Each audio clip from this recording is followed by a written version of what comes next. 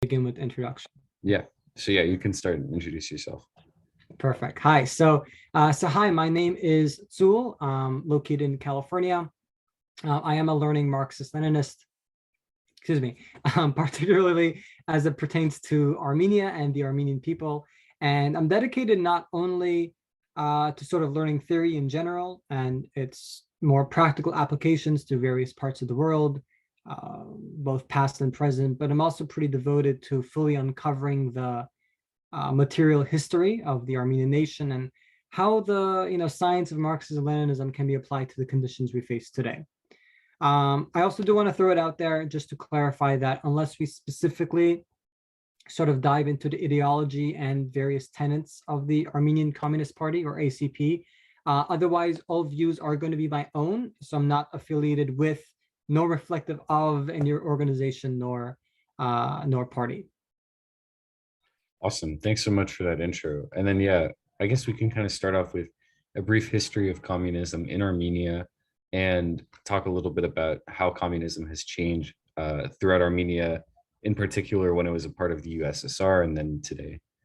Perfect. Awesome. So sort of before just diving into politics and the more recent sort of historical events in Armenia, I do want to share a little bit just about Armenian history and culture, things that are important to us, just so our listeners are not only a little familiar with my own homeland, but so everyone else, so that's sort of like everything else that we'll talk about can be properly contextualized as a larger part of our history.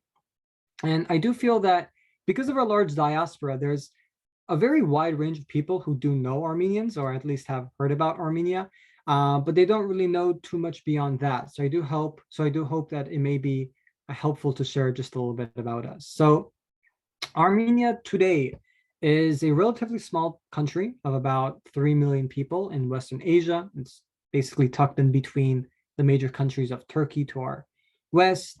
We've got Iran to our south. We have Russia to our far north, and of course, also sharing borders with Georgia and Azerbaijan.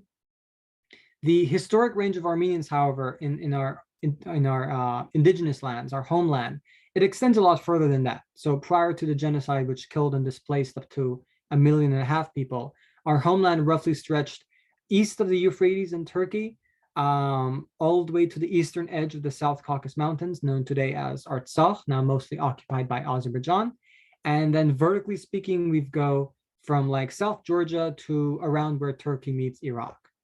And our capital and largest city is Yerevan, whose skyline is dominated by Mount Ararat, a national and holy symbol of the Armenian people, and the mountain where Noah's Ark also allegedly had landed, according to the biblical narrative. So the mountain is, however, under occupation by Turkey today. Now, there's definitely a lot of history that could be covered.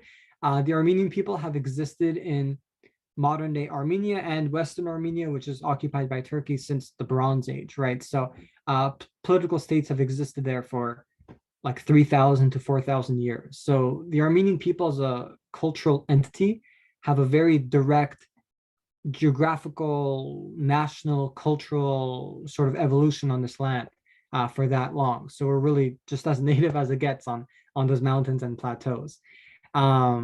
Just for example, the Armenian language itself is so old it even includes loanwords from Sumerian. So it's had that much contact with the ancient peoples of the area. So the site of Yerevan was even founded as the fortress of Erebuni more than a generation before the founding of Rome. It's the same age as the ancient cities of Babylon and Nineveh. So, but unlike those cities, Yerevan today is a large city of over 1 million people. So when I say I'm going to simplify a lot of history, there's definitely a lot of history that's going to be simplified. So just a general timeline will begin at around the kingdom of Urartu in like the 9th century BC, which was a multicultural confederation of both Armenian and non-Armenian tribes in Anatolia and the South Caucasus. And it was a state that very strongly resisted the expansionism of the ancient Assyrian Empire. And then eventually Urartu was then conquered by the Medes, and then the Persian Achaemenid Empire. And then after Alexander the Great conquered them, Armenia then found itself in a period of independence led by the Artaxia dynasty, in the 2nd century BC, which for a short few decades also forged itself an empire under Tigran the Great, where Armenia ruled from the Caspian Sea all the way until basically like the gates of Jerusalem, more or less. It elevated itself to the most powerful kingdom east of Rome. But this was only true for like 30 years, basically like one generation, before Rome invaded, and Armenia since then didn't really take any much projects of empire building since. But afterwards, for a couple of centuries, Armenia consistently found itself between the Roman West and the Persian East, um, which you would like constantly pitch them against one another to gain favor of one emperor over the other, or strike some sort of like beneficial deal for Armenia. This is something you'll see today. You'll see this a lot today. Armenia will consistently try to be the intermediary between the West and the East. And this isn't like a new phenomenon. It's rather like a product of being at the crossroads of empire, really, between Europe and Asia. Our culture, our language, our politics, it's very much sort of proof of this contradiction. Now, Armenia up to this point practiced syncretic, sort of like a syncretized religion, borrowing elements from Iranian Zoroastrianism, from Greco-Roman and West Asian paganism into native Armenian practices and mythology. And there was also a small minority of Jews on the Armenian plateau and a growing minority of Nestorian Christians.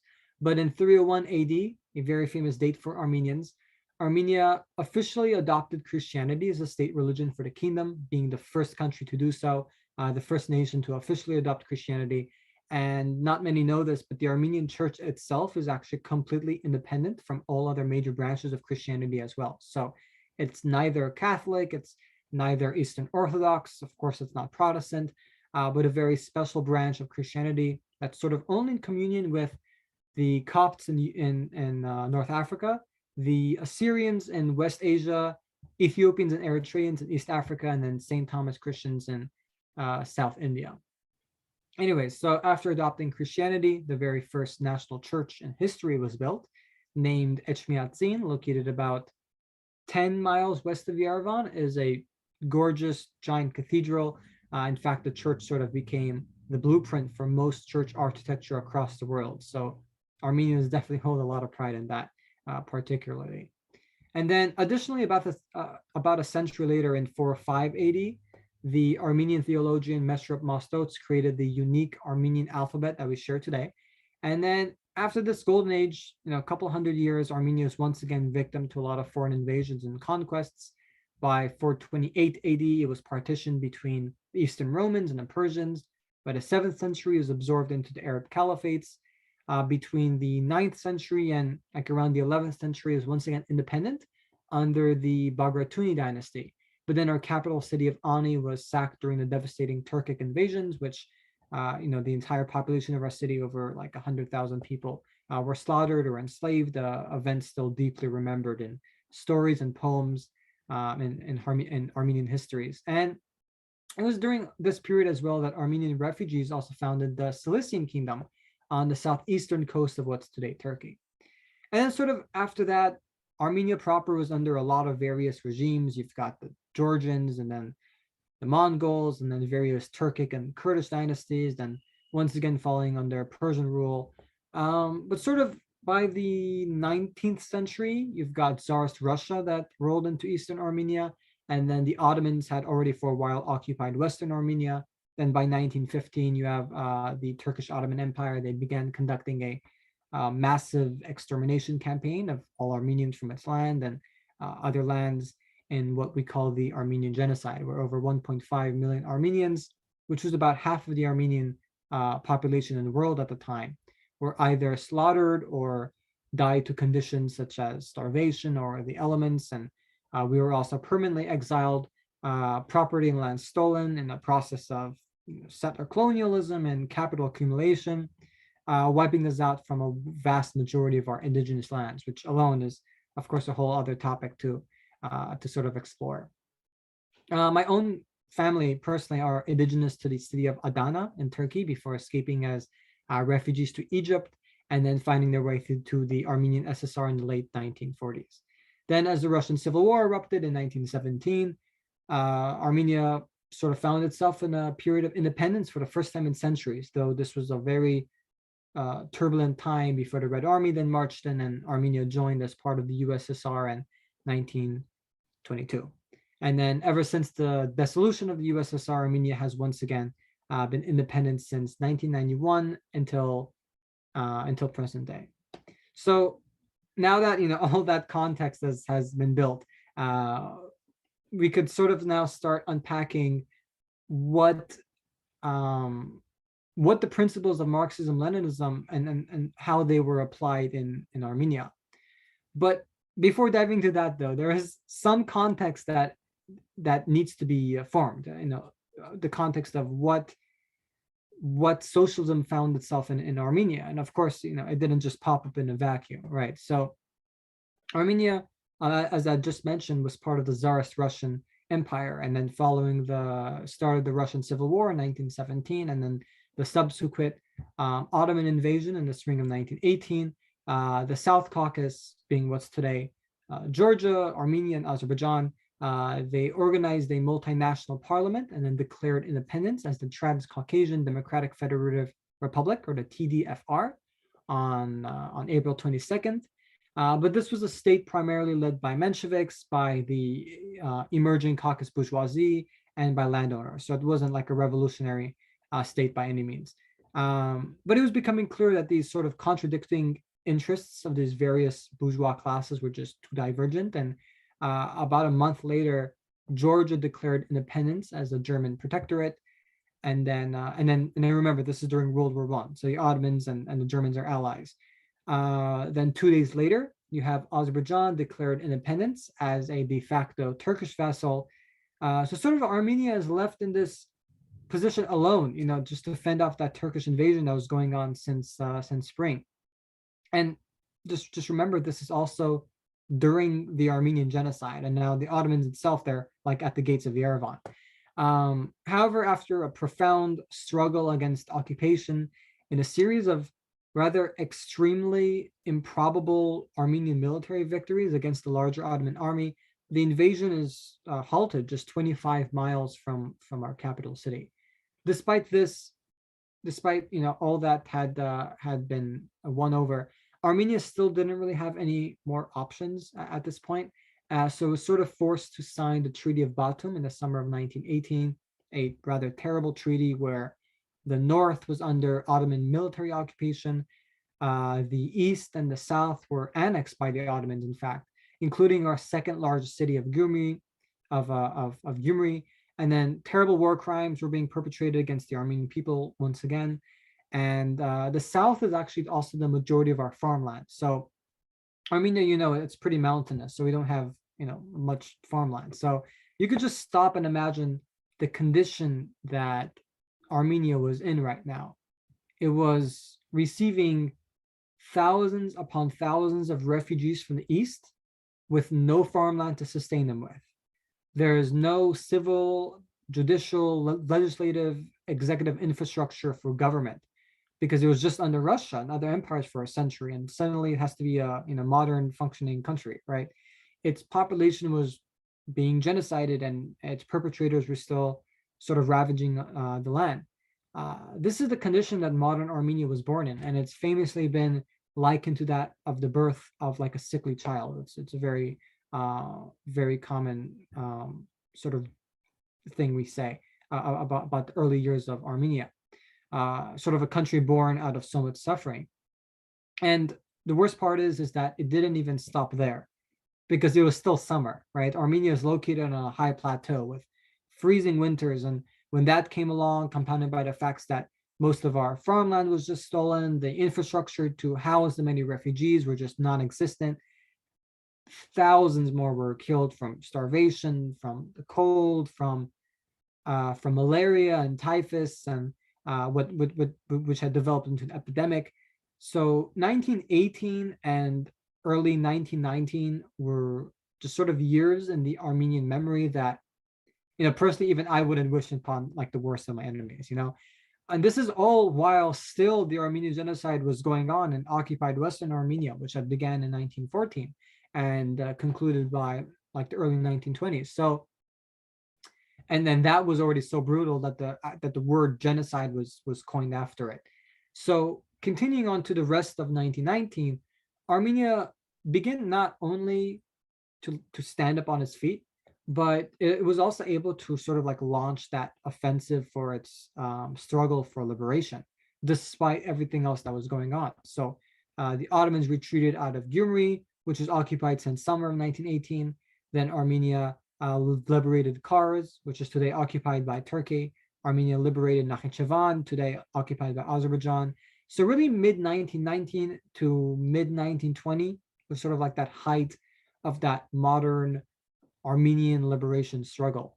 And then once again, for the second time, Turkey invades. This time not as the Ottoman Empire, but as the newly founded Turkish Republic, and in October of 1920, resulting in again the murder or exile of another 250,000 civilians. Kars is reoccupied. Nakhichevan is reoccupied.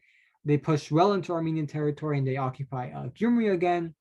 And all while this is happening, the Red Army, having just taken over Azerbaijan, was now marching into Armenia with the support of Bolshevik Armenian uprisings. And the Red Army came in from the east, the Turks came in from the west. They sort of like met halfway, and after a series of treaties, established the modern borders that we see today.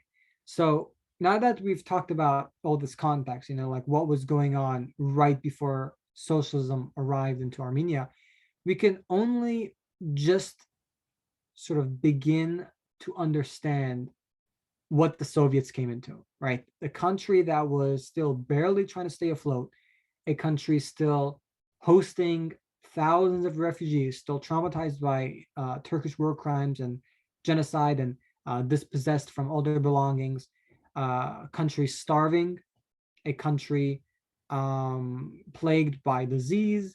But despite all this that was happening, a country that was still having a very intimate and a very revolutionary liberation war, and had succeeded for a short period before being invaded by Turkey again twice in just a handful of years. And we haven't even begun talking about the murder campaign by the Azerbaijani army in Karabakh.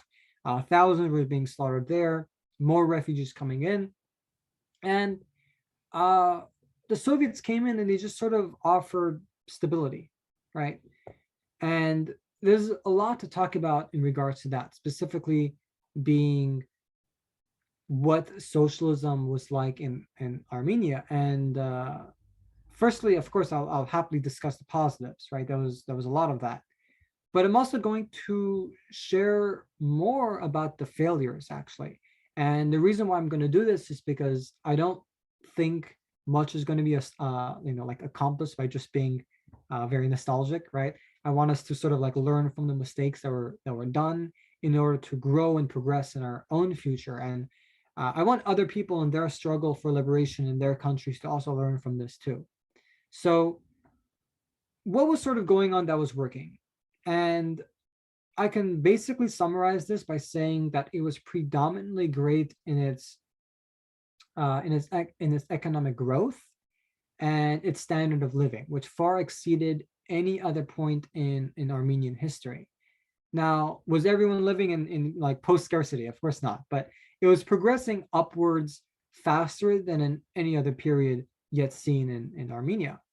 For example, this rather tiny agrarian country with almost no modern economic base suddenly became an industrial powerhouse relative to its size. It's been retrospectively dubbed as the Silicon Valley of the Soviet Union. Armenia produced so much. It was a net exporter in chemicals and metals and construction material and industrial machinery, technology, all factories that are actually closed today. So in the 1930s, when the Soviet Union was having its economic boom, that being as the rest of the world was in a depression, Armenia was experiencing growth 1.4 times that of the average levels of growth in the entire Soviet Union, which was already one of the fastest growing economies in the world by that point. So Armenia was its economic growth was extreme during this period. Every year between the 1920s to the 1940s, Armenia's economy was growing by nearly 20% exponentially every single year. As of 2016, the real average monthly salaries are still lower than in 1990. So you could just, just imagine that economic growth that was happening during the Soviet era. Unemployment was less than 2% in 1990. Now it's over 20%, right? It's been 30 years since the end of the Soviet Union. Life expectancy in the country that was just subject to brutality, to disease, to starvation, was higher than in the United States, right? Today, it's 3 years lower. 1/3 of Armenians before socialism suffered from malaria, 1/3 of Armenians. And by the 60s, malaria was eliminated alongside smallpox, alongside cholera, and other such diseases. There were 44 times more hospitals in Armenia in the 60s than in 1914, and 97 times more doctors. The rate of literacy, right? Another big one. In 1897, the rates of literacy were 9.2% in Armenia. It became nearly 100% by the 1930s. Many thousands of schools, of universities, libraries, cultural centers, opera houses, concert halls, art establishments, they're all being extensively built, and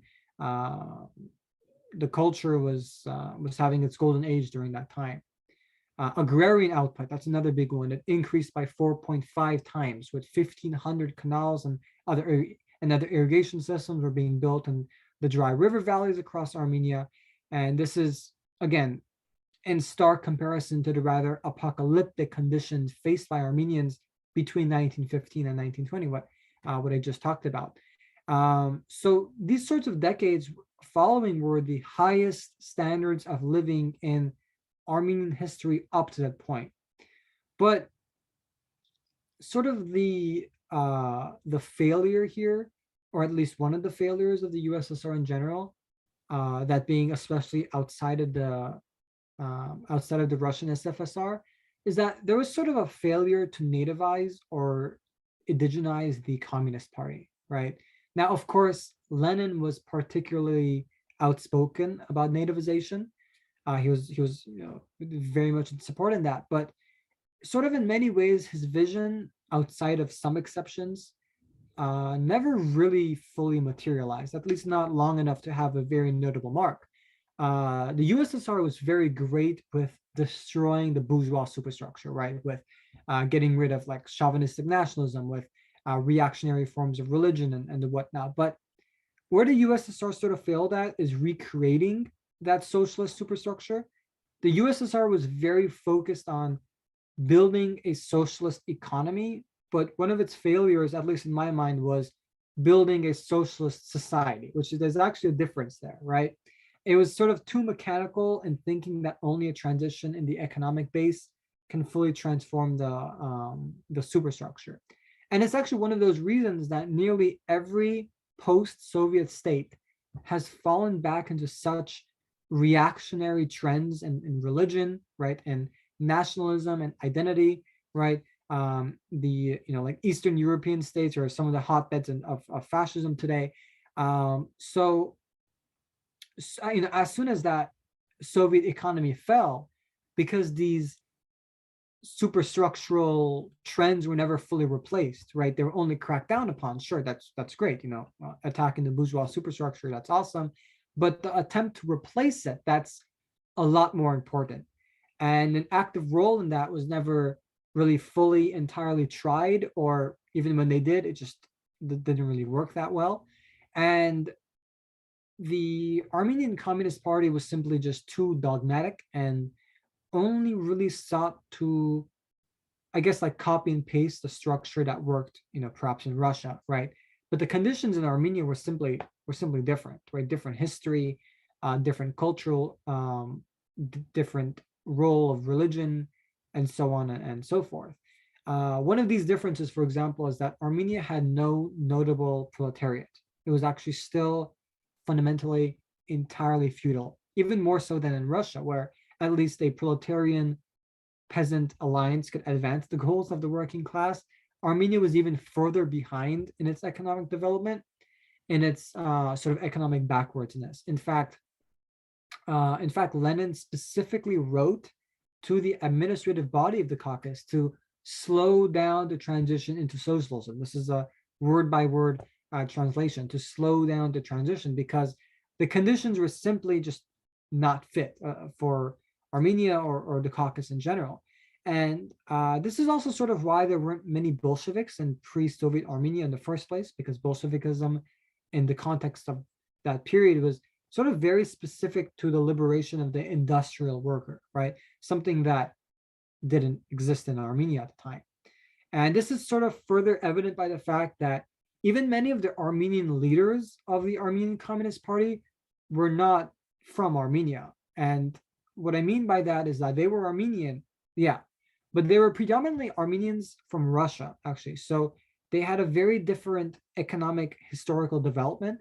The Armenians in Russia, they were a community that actually did proletariatize, right? They were industrial workers, unlike Armenians in Armenia, which were mostly still serfs. So leaders of the Armenian Communist Party were sort of not directly pulled out from the masses. They weren't Armenians who had direct experiences with what Armenia was going through in the years prior. That pain, that suffering, they weren't exactly part of that struggle. So many heads of the ACP simply did not understand many of the dynamics that were going on, that Marxism-Leninism could have better solved if it was better molded to the conditions that Armenians were facing. They were Armenians from Russia, like I said, who sought to copy and paste what was working in Russia from their experiences leading in Russia onto a very different landscape. Another sort of extremely important example is that the Soviet Union, including the Armenian Communist Party, for actually much of its early history, also restricted much of the conversation regarding the Armenian genocide. So though it wasn't denied per se, too much discourse was seen as nationalism, right? It actually took decades of protest until the first official memorial could be built, a full 50 years after the genocide. So again, we see a very dogmatic approach of the ACP, where instead of viewing nationalism through dialectics, right, acknowledging, as many Marxist-Leninists in the developing world in the developing world do today, that nationalism, though of course having a role in reaction, of course, also can serve a role in liberation and in progression, right, in revolution, right? Ask the Vietnamese, right? Ask Algeria, ask the Palestinians or the Cubans, while the USSR simply did not allow nationalism to fully develop under a socialist superstructure. Other successful revolutions were able to fully put that part in part of their political structure. The USSR just simply did not really allow nationalism to become like a liberation struggle. So the Armenian liberation struggle didn't really ideologically mature as it had in Palestine, or as it had by socialists in Africa, and so on and so forth. So one of my theories actually is that this is why Soviet patriotism is so like undeniably tied to World War II, because that was like one of the few exceptions that nationalism was so able to grow under a socialist superstructure, and it's still stuck around, right? But this was definitely an opportunity lost in regards to the Armenian SSR, that nationalism was not developed to encompass the liberation struggle. And again, this is why so many ex-Soviet states so quickly fell into reactionary nationalism, right? Because there's no liberating one to fill the void, and in summary, those are really just my thoughts on the socialist experience in Armenia.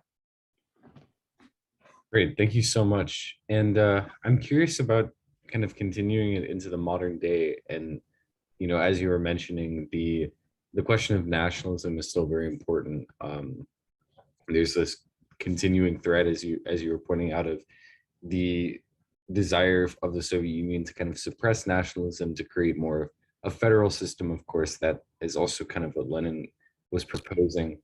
And I wonder how this played out ultimately today after the Soviet Union was dissolved in the modern Armenian state, and then as well, like, what has communism and the Communist Party of Armenia been like after the fall of the Soviet Union? What have been kind of their main, what's their main political program? What have they been advocating for? So I guess more of the contemporary side of the situation. Yeah, yeah, of course. So I would say that the Armenian experience in the dissolution of the USSR was one of, if not the most violent experience in all of the post-Soviet states. The final years of the USSR was plagued by violent massacres and pogroms over the struggle for the liberation of Karabakh, premeditated and state-sponsored ethnic cleansing in the Azerbaijani SSR, very reminiscent to the times of the genocide, where up to 20,000 Armenians were ethnically cleansed from Sumgait in 1988. That's the third largest city of Azerbaijan. That same year, up to 100,000 were exiled from the Janza province, which is the second largest city of Azerbaijan. And then finally in Baku, the largest city, more than 100,000 were expelled in 1990. All of this includes murders, robberies, sexual assault, rapes, arson. The central government of the USSR didn't even really do much to put an end to it. This is already like the late 90s, so there's like a lot of other things going on. Stability wise, the Azerbaijani police would even purposely sort of like block off the roads to and from the Armenian neighborhood, so they wouldn't even have the chance to escape. And again, this isn't the Armenian genocide, at least not the traditional dates of it. Starting from 1915, but this is literally like the late 80s and the 90s. And to avoid the bloodshed, Karabakh declared independence as the Nagorno-Karabakh Republic, later named as the Republic of Artsakh, before Azerbaijan was independent. And then when they officially seceded, they invaded the newly formed Armenian Republic, and Armenia was pulled in to defend their liberation struggle of the Artsakhi Armenians. And those years were just extremely brutal, because not only do you have those typical post-Soviet experiences, right? You've got the poverty, the starvation, the failing economy, the unemployment, right? The shock therapy of market reforms, right? But there was also literally a war of extermination being waged against us. Azerbaijan, for example, shut off the gas supply, so there was no central heating, no electricity, and the rather extremely profound but costly liberation struggle actually ended up being a success. Temporarily, as Artsakh was free, was liberated, until another Turkish-backed genocidal invasion in late 2020, just 2 years ago, where most of Artsakh was once again fallen under occupation. So the Armenian experience, following the dissolution of the USSR, like I said, extremely bloody, probably the worst, I think, from all the other ex-Soviet states, because of course, there's all that shock therapy that ruined all those post-Soviet states, but there was also that war that was going on. And when talking about the ACP in specific, its history and then its more contemporary, there's definitely a big difference. There's a big schism between the historical ACP and the more modern ACP. So when specifically talking about the historical roots of the ACP, it's also very important to remember that that class struggle is not unknown to Armenia, right? Armenia has had a very volatile class dynamic. In fact, very well-known European peasant struggles actually originated from Armenia. Very anti-feudal European peasant movements, such as the Cathars in Western Europe, or the Bogomils in the Balkans, they actually originated from the Armenian 7th century anti-church Paulician movements. And then you have from the 9th to 11th century, you have the absolutely militant Tondrakian movement that waged like total class war against the feudal landlords, and that allegedly mobilized like most of the medieval peasantry in Armenia at the time.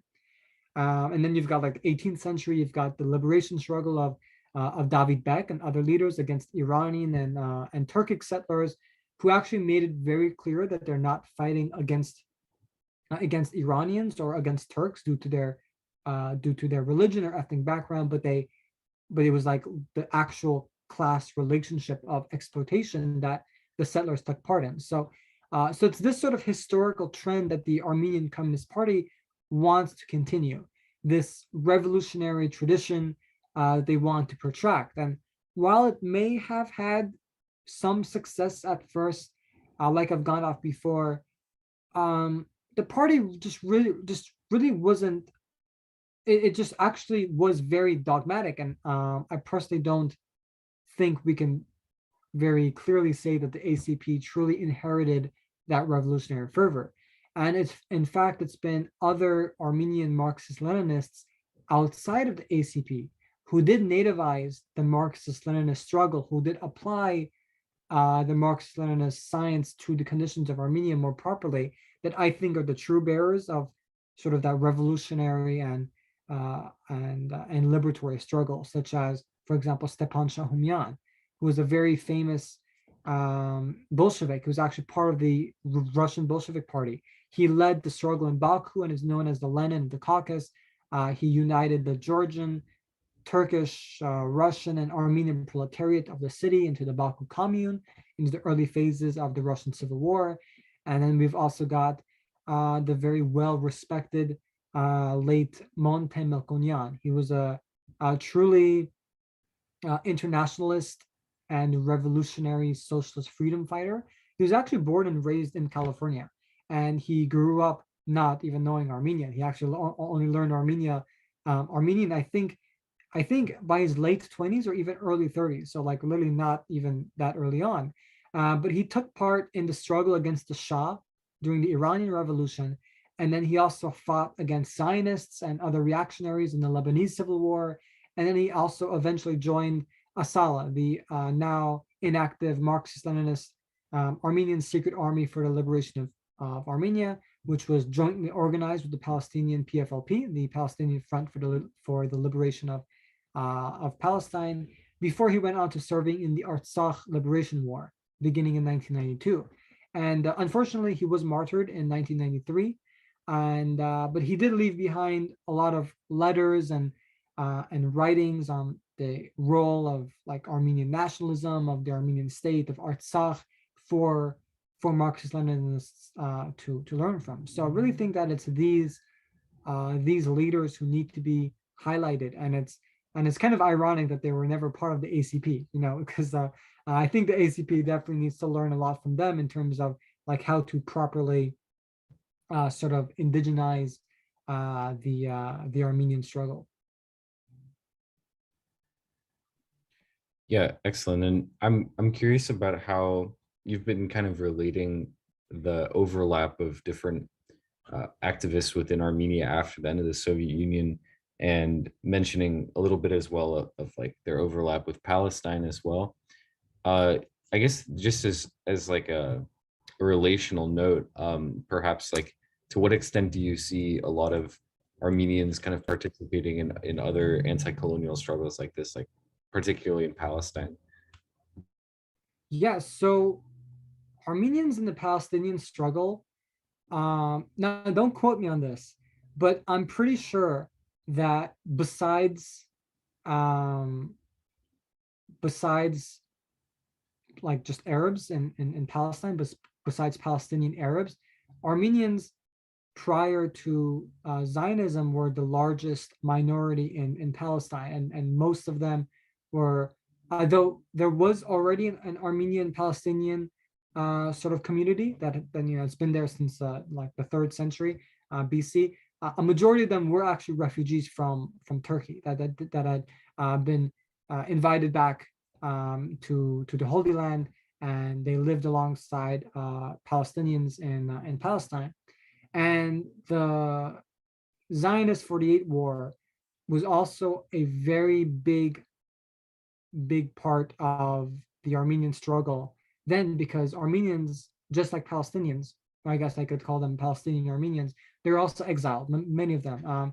I know people whose grandparents were like forced out of Palestine like barefoot. They're just kicked out, same way as in Palestine. So Armenians have had a very profound, intimate relationship with Palestine and the Palestinian struggle, because it was sort of like the Palestinian Armenians there experienced genocide twice, right? It was first time in 1915. A lot of them moved from Turkey, and then literally like what 30 years later, 48, they were once again expelled, once again the subject of settler colonialism. So there's a lot of very distinct characteristics that we share between the Armenian liberation struggle and the Palestinian liberation struggle.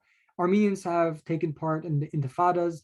The Armenian Christian community has always been very sort of anti-Zionist, has always been very pro Palestinian liberation, and it's something that Armenians hold very dear to our heart. You know, it's probably, at least in my mind, I think the Palestinian struggle is like the closest that we have, besides, of course, the other ethnicities that were subject to the Armenian genocide, such as Greeks, Assyrians, and the Yazidis. I think just besides that direct correlation, the Palestinians are probably the next up in terms of how we relate to settler colonialism and imperialism.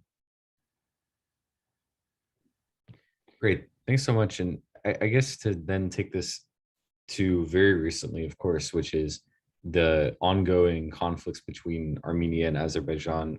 As of 2020, the continued conflict over Artsakh and Nagorno-Karabakh. Yeah, just let us know a little bit more about kind of the situation, and as well, I'm very curious about the policy of the Armenian communists towards this situation. Yeah, of course. So, very good question. So we have to first build a little bit of context on sort of like what's going on in Artsakh, to sort of then understand what the position of the ACP is on the struggle. So the first thing to note is that just to throw it out there, just so more people know, the difference between Artsakh and Karabakh, right? I'm sure you've heard both many times, but it basically refers to the same thing. It's the same region, but Karabakh is the Turkish slash Iranian slash Russian term for it, while Artsakh is the Armenian term for it. So we generally use it interchangeably, but you can imagine that there's like a very specific connotation with both words. And the second thing to note is that it's also very important that to know that the Armenian Azerbaijan, that is not the Armenian Azerbaijani conflict, right? It's a struggle for liberation, right? It's a struggle for against genocide, a struggle against occupation. So, and I can share why that is. So, basically, going back to when the Caucasus broke away from Russia as the Transcaucasian Democratic Federative Republic, it's a mouthful, or the TDFR, and then the subsequent breakup of that into the Georgian, Azerbaijani, and Armenian republics in 1918. Azerbaijan claimed Karabakh as part of their own republic. However, since Azerbaijan was basically a vassal of Ottoman expansionist policies at the time, to avoid more massacre that was happening at the time, the Armenians there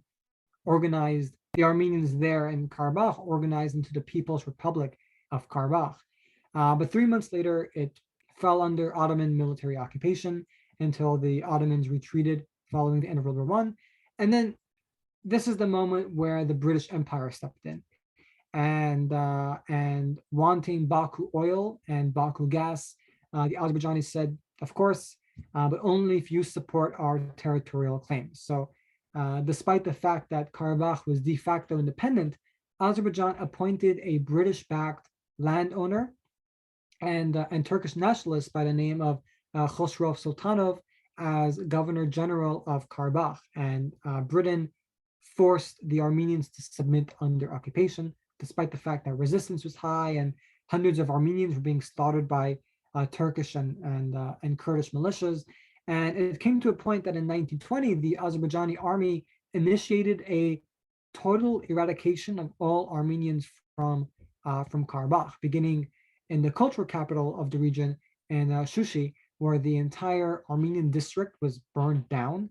It's been dubbed as Armenia's Pompeii, and 20,000 Armenians were slaughtered or exiled following an additional 10,000 Armenians and surrounding villages and towns. And this was only stopped by the Red Army marching in and putting an end to that bloodshed. And in the years following, despite the fact that the Bolshevik administration, they actually voted on Karabakh becoming part of the Armenian SSR. But 2 days later, it was actually it was reversed, and basically Central Soviet authorities stated that we'll just be keeping the pre-Soviet borders, and those will be final, despite the fact that, as I just went over, those borders were only determined by British imperialism and by genocide. So then, the Karabakh movement of reunification was reintroduced by the 60s, following discrimination against the Armenians in Azerbaijan, leading up to the many pogroms that I just shared previously in Sumgayat and Janza and Baku, and then finally the Artsakh Liberation War in 1992. Now, knowing all of this, sort of where does the ACP stand on it? And basically, to put it shortly, the ACP, especially in the post-Soviet period, has fallen very deeply into revisionism and capitulation, right, of Western submission, particularly. The Armenian Communist Party has declared that while the liberation struggle for Artsakh was the best thing that Armenians had done in the last 30 years, something I agree with, they were also they're very pro diplomacy and calling upon international law and the UN. While I take more of like the Kanafani approach, right? There's no such thing as peace talks. It's capitulation. It's like a conversation between the sword and the neck, right? Very poetically stated. Monte Melkonyan, someone I mentioned earlier, he really understood that the height of the Armenian struggle for liberation primarily resides first and foremost in the struggle for Artsakh, right? And this is a trend that I personally follow, and I do believe that most anti-imperialists should as well. Great. And I'm curious about kind of so you mentioned the sort of like revisionism of the Communist Party today. And I guess just in the development since that has occurred, and kind of in the politics of Armenia as well, how much of a say does the Communist Party really have over the politics of Armenia? Like, are they kind of an influential player within the politics, or not so much? And then I guess, like, to what extent do they, disagree with the government, or kind of like, contest the government's position on the matter? And then I'm curious beyond that, is, if the traditional party is kind of like taken this or revisionist or sort of pro-imperialist position, is there an alternative, kind of not necessarily a political party, but a movement or an organization that represents more clearly kind of the demands of a Marxist-Leninist and anti-imperialist movement in Armenia? Yeah, of course. So all great questions there. So the ACP currently has never had a seat in the Armenian parliament, and not before and not since since 1991. But there's actually a very interesting dynamic that I do want to talk about, that I do want to share in regards to this. So for example, the ACP, sort of like what are they standing on, right? They're standing on a very pro-Russia program, right, to develop closer ties with Russia. It's called on the rejection of market reforms. They do promote market socialism, hence its revisionism. But really, at the end of the day, it's still a very sort of like copy paste typical left-wing party. And though, of course, that might be better than the alternative very liberal parties, it's not revolutionary, and it's especially not very indigenized, right? Because it's only like these very generic left-wing positions, but there's nothing very specific to the Armenian struggle. There's not a very strong Armenian particularity to it. For example, there's a very limited discussion or plan for the liberation of Artsakh. There's a very little material on the right to return to our indigenous lands occupied by Turkey. Something Monte Melkonian has written a lot about. There's very little on how we could transform our church tenets into liberation theology, right? Like how during the genocide, actually many priests led the struggle and led the resistance against the Turkish army. This trend is sort of just forgotten, and because of this reasons, the Armenian Communist Party is sort of just treated as just another pro-Russia party, which honestly I don't even deny, and it's not even. And here's sort of that interesting dynamic that I wanted to bring upon, because it's not even that Armenians aren't pro-USSR. In fact, Armenians overwhelmingly are. Like for example, according to a 2016 Pew Research report, Armenia is the most anti-dissolution ex-Soviet republic polled across all age groups. 79% of the Armenian population polled believe that the dissolution of the USSR was a negative thing. This includes 74% of 18 to 34-year-olds, which is pretty outstanding because it's usually the younger people that are more sympathetic to reaction and to liberalism. And these numbers are even higher than in Russia. So Armenia is even more anti-dissolution than in Russia itself. And in Russia, I believe the number is 69% compared to Armenia's 79%. So the whole 10% more. Furthermore, 38% of Armenians polled had positive views of Stalin, which is the third highest of any of the ex-republics, and only 13% had positive views of Gorbachev. It is the most anti-Gorbachev ex-Soviet republic polled in that Pew Research report. Yet, despite everything I just said, the ACP has 0 seats in parliament, right? And never has since 1991, as I just described. And really, if you ask any Armenians about it, they don't even really have a strong view of the ACP, which I think further sort of shows evidence that it's that dogmatic approach of the party and that lack of indigenization is what's shooting itself in the foot, right? Because Armenians are not really sympathizing with it, despite the fact that like all the right blocks are in the right place, right? They're pro-Soviet. They would prefer that system back. Yet the actual party that so-called the so-called Socialist Party has no support. So it's a very interesting dynamic, very interesting contradiction. But again, I think it just boils down to the fact that it's just not an indigenized communist party. There's nothing specific to our struggle that is in the rhetoric of that party. It's just like a copy paste typical generic left-wing party. And in terms of like any alternatives, not really, to tell you the truth. Armenia's political system since 1991 has been dominated by the neoliberals, as all the post-Soviet states. There is of course the contradiction between the more like pro-European neoliberals and then there's the pro-Russian neoliberals. Basically, all of the Armenian leaders since 1991 have been part of the pro-Russian camp until Pashinyan's administration in 2018. He took more of the pro-Western sort of trend, but still, they're all neoliberals. Both sides, doesn't really matter, and there really isn't an alternative party.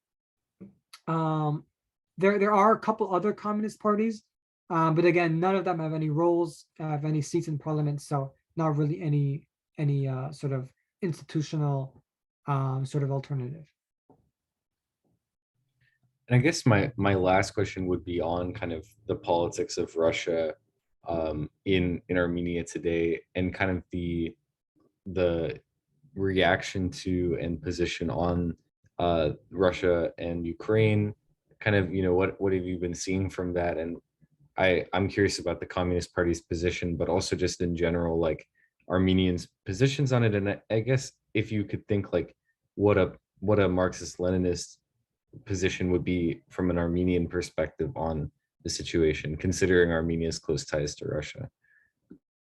So again, very good question. So the ACP, the Armenian Communist Party, in terms of Ukraine, has definitely taken a very anti-NATO stance, which is great. NATO is obviously an imperialist organization, and there have been a number of anti-NATO rallies led by the ACP in Armenia. Though, to be completely honest, they weren't even that, too significant. But with Russia in general, though, the ACP is, of course, rather very pro. The ACP is very sort of EU skeptic, has even promoted the idea of Armenia joining the Union State, which is the organization that unites Russia with Belarus on multiple areas of cooperation and integration. And but that's just like the party itself. But in terms of like just Armenians, like just knowing Armenians, their position on the war, there is a very how should I word this? There's a very strong repulsion, I guess, away from the Ukrainian government, because Ukraine has been very outspoken against the struggle for independence of Artsakh, and has sided and has armed Azerbaijan on multiple occasions. The Actually, just literally like 2 or 3 weeks ago, when there was another like flare up in the border, when Azerbaijan sort of occupied another village. It was just a couple of weeks ago. The Ukrainian parliament official Twitter released a statement saying that they support the Azerbaijani incursion into our territory, which is crazy because all the Armenian villagers were exiled, and like you get another case of ethnic cleansing. This was just a couple of weeks ago. So Ukraine has had a very pro-Azerbaijan stance. There's even allegations that Ukraine even gave Azerbaijan its phosphorus gas that they used to burn down Artsakh forests during the 2020 war, up to I think 4.4 acres, no 4.4 like 100 acres, I think, something like that. I'm not exactly sure, but a very large number of our forests were burned down from chemical weapons. And there's some allegations that it was actually Ukraine that provided it to them. I'm not entirely sure. Some people say no, Azerbaijan had that previously, whatever. But there's definitely a lot of like bad blood between Ukraine and Armenia, despite the fact that I think there's 500,000 Armenians that reside in Ukraine. I'm not entirely sure, but I'm pretty sure there's 500,000 or somewhere around there. So there's even a large um, Armenian diaspora community in Ukraine. But despite this, Ukraine has always held that anti-Armenian liberation struggle. And in terms of what Marxist-Leninists should generally stand in terms of the war, especially considering our closer ties with Russia, my general sort of belief in terms of the Russian intervention in Ukraine is that any action against NATO and against Western imperialism, right, against the coup that occurred in Ukraine in 2014, it's a net positive. But I wouldn't go as far as saying like, yeah, you got to 100% support Russia in its war, right? Because at the end of the day, it's still, while Russia has had a very large part in curbing Western imperialism, at the end of the day, it's still not the country to fully, stand by, in my opinion. So while I don't completely endorse the war on Ukraine, I think it's at least good that some action against NATO is being taken. And at the end of the day, this is what anti-NATO action looks like, right? We can't just be, oh yeah, I'm anti-NATO, and then finally when a country fights back against NATO, you can't be like, oh yeah, I'm not going to support this. So there's a very strong balance that needs to be taken, where we understand that fighting against NATO is important, but also understanding that its broad approach by Russia should not be 100% endorsed. Well, thank you so much, and I think that's a good way of putting it. And I think it's also interesting to compare, as you were mentioning, Azerbaijan's very close ties to Turkey, a NATO member, Yeah. which definitely play a role in kind of the the alignment of Armenia and Azerbaijan and on the broader kind of like world conflict. My very last thing is I would ask like any book recommendations or any recommendations if people want to learn more about the history of communism in Armenia, in particular the different figures you mentioned earlier, who were kind of like you know building on this theory with action, with praxis, and like more resources about them, and just any other like interesting details that you would want people to know about with the history of Marxism Leninism in Armenia. Yeah, I would 100% recommend Monte Melkonyan's The Right to Struggle.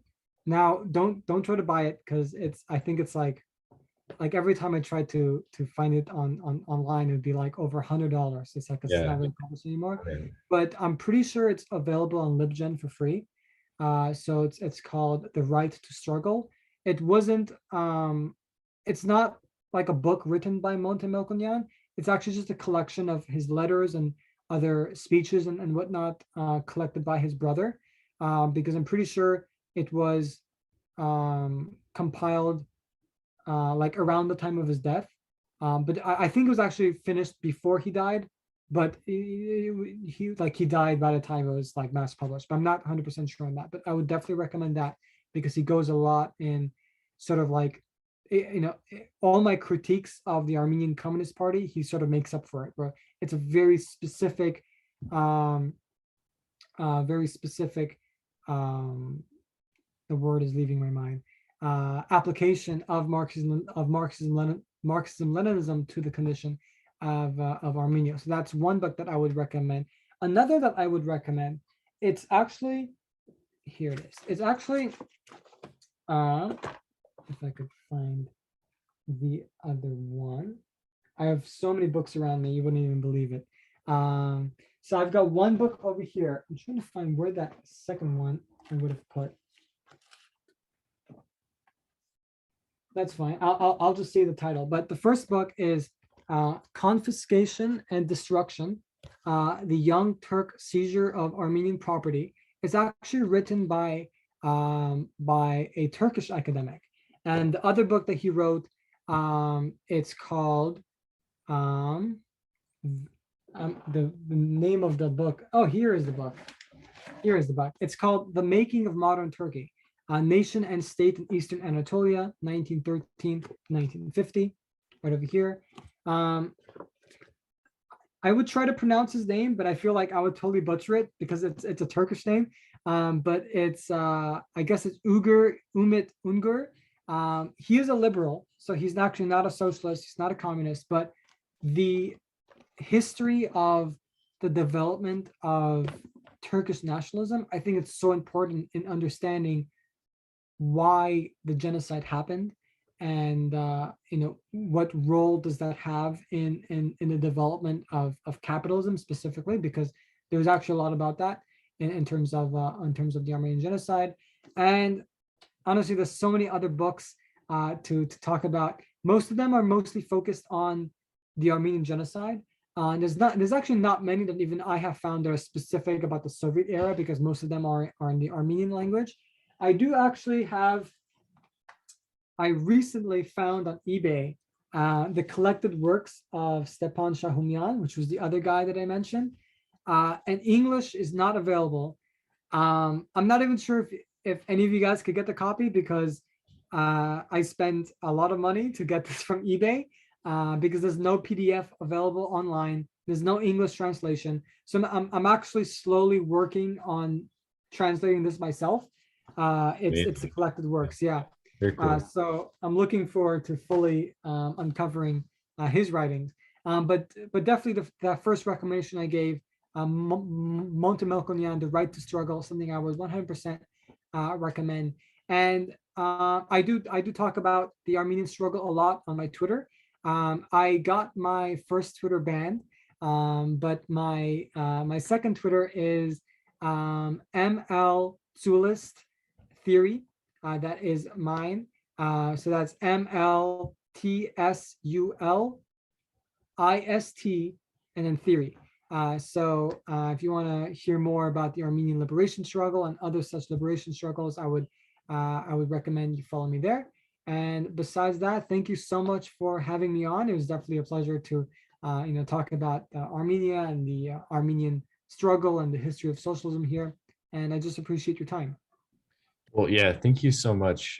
This was an excellent, excellent interview, and I learned a lot. I didn't know, to be honest, a lot about Armenia before this, and I feel like I learned a lot more about it just by talking to you. So I'm gonna definitely stay in touch, and I think in the future I'd love to reach back out, potentially do another interview about any range of subjects, like just anything that you're reading in particular, stuff you're translating. If you ever just want to talk about it, just hit me up on Twitter, and we can Perfect. hop on Zoom, record something. All right, I appreciate it. Well, thank you so much. Yeah, thanks so much. Take care. Have a good rest of your day. See ya. Thanks. Bye.